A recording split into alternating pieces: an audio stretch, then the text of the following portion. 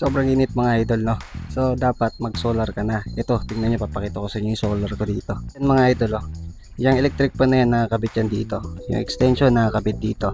So, ayan, solar po yan mga yan, idol. Yan, oh, di ba? Solar na po nagpapatakbo dyan. Yan yung battery, then solar na yan. Ito yung mga tumatakbo, di ba? Kaya sobrang sulit. Hanggang maghapon yan, mga idol. Maghapon na po yan, no? Tapos itong isa, nagkakarga to, para yan naman sa gabi.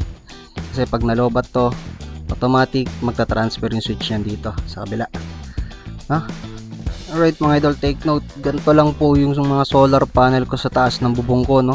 Kaya sobrang sulit nitong solar panel na to mga idol, no? Ito ang isa sa mga kailangan nyo, solar panel, no? Para mapatakbo to at makapag-charge sa mga application na ginagawa nyo dito. Ayan. So ganyan po yung solar panel natin mga idol, no? Na nakakabit sa bubong natin. Yung solar mga idol, nasa yellow basket lang yan mga idol.